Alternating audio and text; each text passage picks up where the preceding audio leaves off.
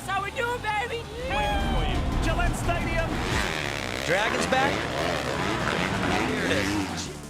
There's a story people keep telling about Haiden Deegan, that he's the next one, built for this, raised in it. And for a while, watching him tear through the 250 class, it was easy to believe it. Then you watch Jett Lawrence do it, and the story gets complicated. Jett was already the standard. Deegan was just getting started. This isn't about them racing each other. It's about what they built.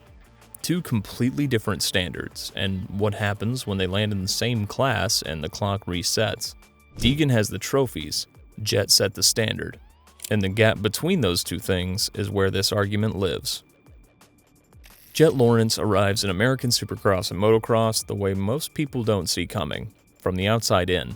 He's Australian. He grew up racing in Europe, not a product of the American amateur pipeline, not a Loretta Lynn's champion, not a kid who came up through the system that built Tomac, Anderson, or Stewart. He's something different, something the system didn't make. He turns professional in 2019, making his debut at the final rounds of the Pro Motocross season at 16 years old, riding for Factory Connection Honda. The flashes are immediate, but flashes are all they are. The raw talent is obvious, the experience just isn't there yet. No one's drawing up dynasties. Then, for 2021, he steps up to the full factory HRC deal, and that's when the story really begins. But there's something in the way he moves on a motorcycle that the people watching closely can't stop talking about. Smooth in a way that feels almost architectural, like he's building something lap by lap, corner by corner, not forcing the bike, not throwing it around, just guiding it, steering with his body weight and his instincts simultaneously. It's the kind of riding that doesn't look spectacular on a highlight reel, but makes experienced coaches put down their coffee and just watch. And it was both ways. That was Jett's turn to have it up front. Yeah, well, that youngster was killing it, but check. 17 years old at the start of 2021, and the sport has no idea what's coming. Haiden Deegan does not arrive quietly. He comes from the absolute center of it, the son of Brian Deegan, freestyle motocross legend, co-founder of Metal Militia, one of the most recognizable faces in action sports for 2 decades. Haiden grew up inside this world. He didn't discover it. And that's both an enormous advantage and a weight you can't fully understand unless you've carried it. By the time he's competing in the amateur ranks, the cameras are already there. He's winning titles, collecting attention, building a following before he has a professional license. The amateur success isn't manufactured. He's fast, he's aggressive, and there's an authenticity to that aggression that just can't be faked. He makes his pro debut at the end of 2022, 16 years old, getting his first taste of the professional stage at the Ironman National in the Monster Energy Yamaha Star Racing colors. Right away it's clear, this isn't a kid here to learn quietly. The aggression that defined his amateur career doesn't get dialed back when the stakes get higher. If anything, it escalates, and that's where everything starts to split.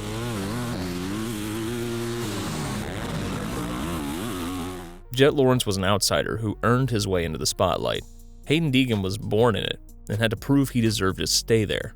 In 2021, Jett Lawrence's first full season with Team Honda HRC, the 250 class, starts to understand what it's dealing with.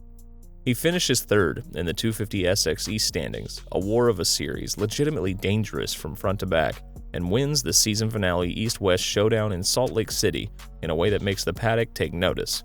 His outdoor season is where the statement gets written in ink. He wins the 250 Pro Motocross Championship, his first national title, and he does it with a consistency that defies the chaos the 250 outdoor class is supposed to produce. Not the most dramatic rider, not the biggest move at the biggest moment. He manages the points and the risk because a championship isn't won in a single moto. It's built in the spaces between motos, in the laps where you don't make the mistake your competitor is waiting for you to make. Meanwhile, Haiden Deegan is still in the amateur system. Jett's already solving problems at the highest level. Haiden is still unlocking them. That gap in professional experience will matter, just not in the way people expect. If 2021 was Jett Lawrence introducing himself, 2022 is him taking over the room. He wins the 250 East Supercross Championship. He wins the 250 Pro Motocross Championship, both major 250 titles in a single year, the double. He does it with a consistency that defies the narrative that the 250 class is unpredictable, that youth and volatility are always factors. Jett makes the 250 class feel predictable, and that's the most unsettling thing about him. The class that was supposed to be unpredictable suddenly has a governing logic, and the logic is Jett. His win totals are staggering. His DNF rate is almost non-existent. When he finishes, he's at the front. The gap between Jett and the field isn't psychological. It isn't stylistic. It's technical. He's operating at a different processing speed. There are weekends where the battle isn't for first place, it's for second. And those second place riders are talented, experienced professionals. They just can't reach him. A lap in, so thankfully I got that lap in. So, not feeling good. Track's definitely, it's been That's the version of the class Haiden Deegan is stepping into. He turns professional in the final rounds of 2022 and sees it from the inside for the first time. He knows what the bar looks like, and it's still moving. Jett is raising it while Deegan is still figuring out how to operate at this level. The 2023 Supercross season is the definitive statement. Jett switches coasts, wins the 250 SX West title, becoming one of a select few to take championships on both coasts of the same series. By the time the gate drops on the outdoor season, he's already moving to the 450 class. His 250 career in motocross ended in 2022. He didn't need a third year outdoors to prove the point.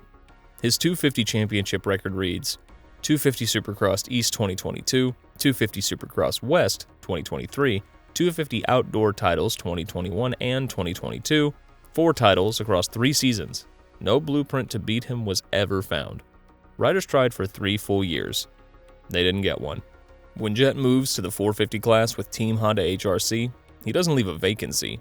He leaves a standard, and the question the 250 class has to answer is, who steps into the room he just walked out of?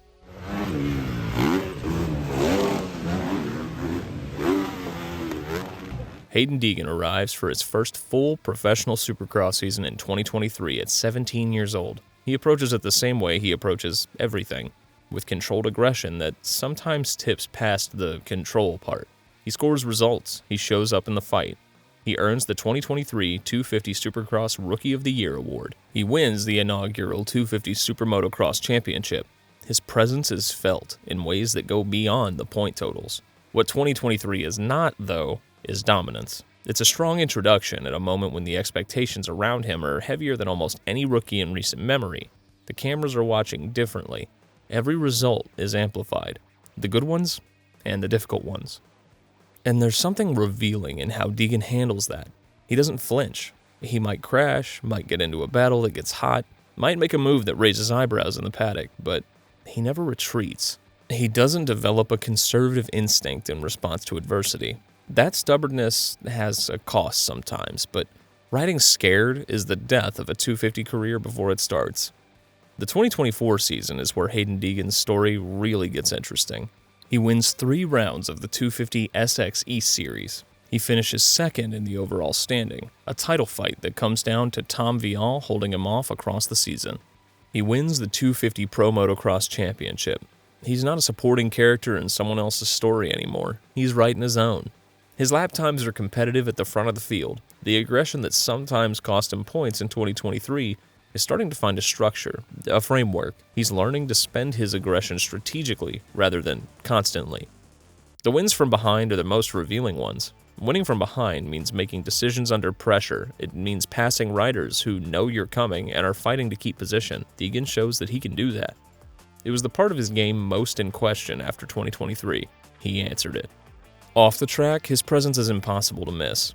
Walk into any stadium where Deegan is racing, and his face is on the banner. His name is on the jersey of someone in every section. He has fans who can't name another 250 rider but know every detail of his season.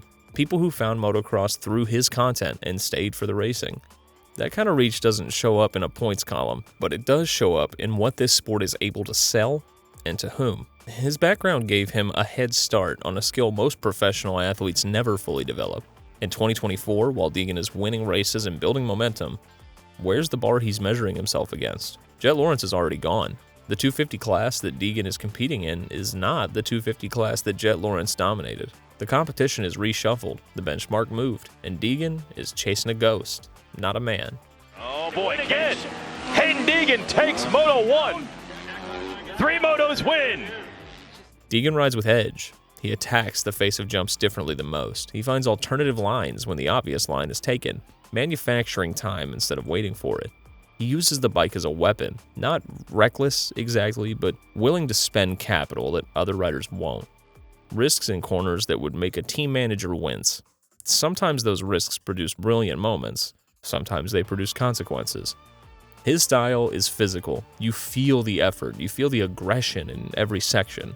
Every lap is a negotiation that he is pressing hard from his first corner to his last.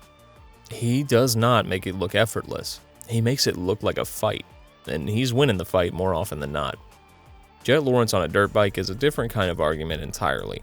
The first thing you notice is how little he appears to be doing. He's not fighting the bike, he's directing it. Weight transfers that happen before the corner demands them, line choices that close off options for competitors without ever appearing aggressive, a throttle hand that never seems rushed, even when the lap times say it should be. His style is built on anticipation. He sees the next two sections while he's still in the current one. Watch him in a race where someone's pushing him for position. He doesn't react to pressure, he preempts it. Already in the gap before you've identified it as a gap. He's committed to the line before the choice becomes obvious. That's not raw talent. That's someone who's practiced being fast so thoroughly that the decisions are no longer conscious. And that allowed Jett to get side by side. He finished it off from there. Cooper right back.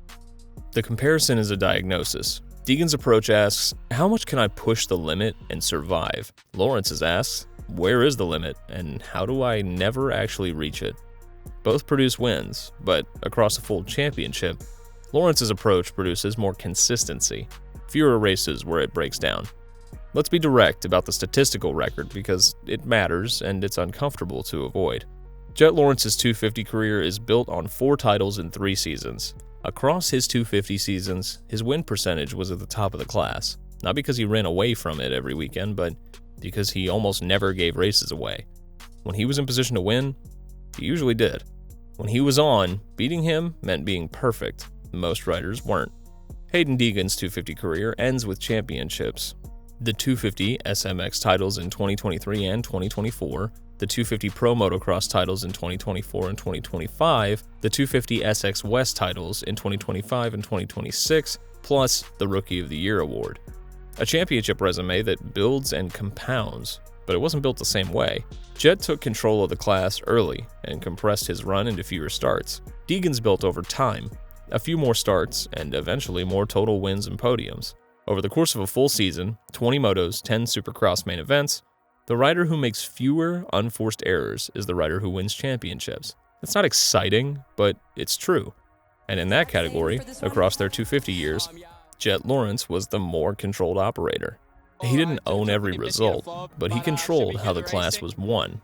If Haiden Deegan reaches that standard, it happens in the 450s. That's not a knock, it's a statement about how good Jett was. There's a moment in almost every great rider's career where the pressure reaches a level that reveals character. Not talent, character. The ability to manage the moment when everything is on the line and the natural instinct is to either override or underride. Jett Lawrence's pressure management in his 250 career is clinical. Races where he's pushed into the late laps by riders who are on form, who have closed a gap, who are right behind him in a way that should produce anxiety. He doesn't show it. He doesn't make the panic mistake. He doesn't abandon his process. He widens the gap or holds it exactly, and he makes it look like he calculated the ending 3 laps earlier. Deegan under pressure is different. When pushed, the intensity escalates. It's not always a weakness, sometimes it's a superpower. He can match aggression with aggression, make the bold move when a race demands it, but he's also capable of the mistake that costs him when the temperature rises too high. The edge that he lives near is the same edge that occasionally produces consequences he didn't intend. Both of these things can be true simultaneously, though. Deegan's pressure response is rawer and more volatile. It also produces some of the most compelling racing of his generation. The sport needs both types of rider, but in a season-long championship, Jett's version of pressure management wins more often. And winning more often, across enough rounds, is the whole game. Jett Lawrence's burden is specific. When you become the clear best in a class, the sport stops rooting for you in the conventional sense. You become the obstacle. You become the thing other riders' stories are measured against. Every rider who comes close to beating Jett gets celebrated, and Jett wins anyway, and somehow that's almost boring. There's also the distance element. Australian and an American sport, no deep cultural roots in this system. He built his career as a genuine outsider, which should have been a disadvantage and became a strength. because it meant he didn't carry the weight of American motocross mythology on his back. Not raised in the shadow of McGrath or Reed or Stewart, he came from outside the mythology and simply performed at a level that wrote him into it. What Jett is not, he's not the guy you build content around off the track. He's not the cultural lightning rod. He's not the social media story. He's the fastest man in his class, full stop. And that's a complete identity on its own. Jett knows who he is as a racer. Who he is as a public figure is still being written.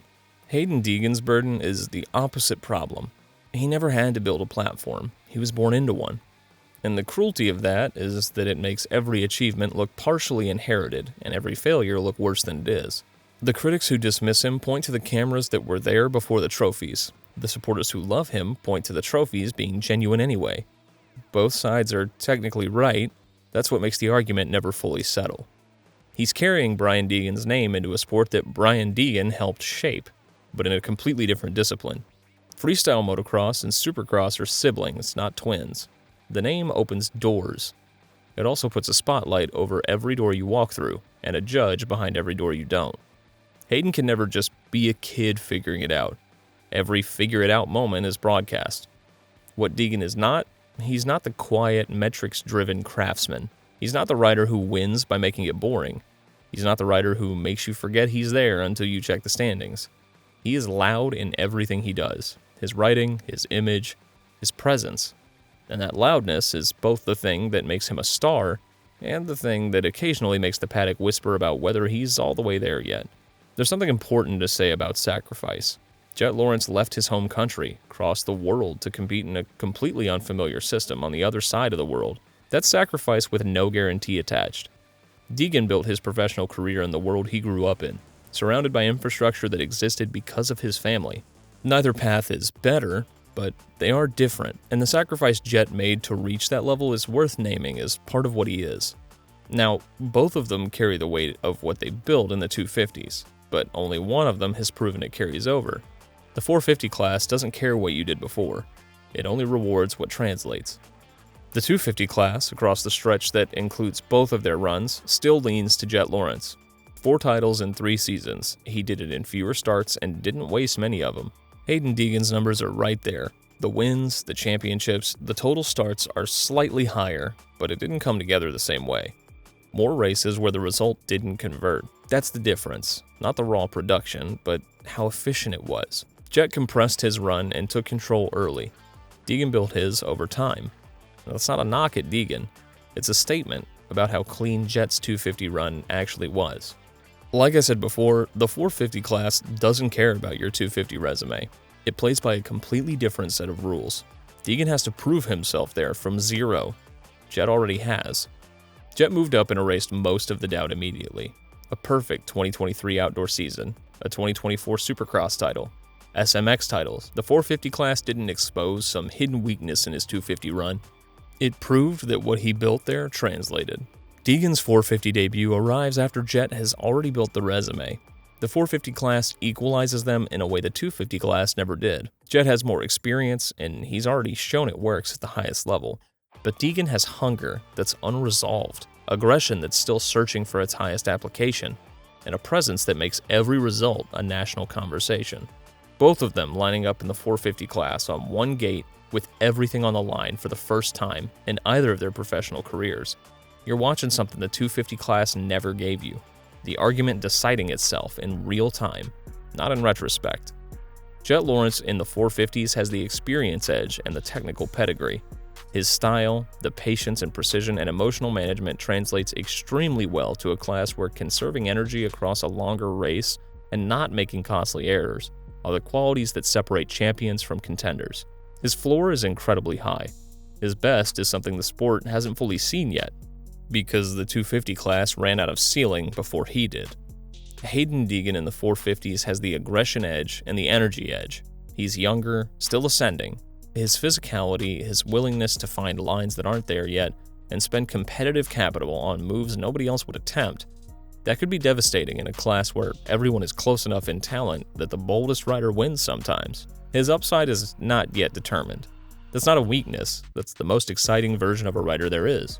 The 250 class gave us Jett Lawrence at his peak, and Haiden Deegan at his beginning. The 450 class puts them together, and neither of them lines up intending to finish second. Now that they're in the 450s, does Jett's head start still matter, or is this where Deegan flips it? Thanks for watching, and stay wicked.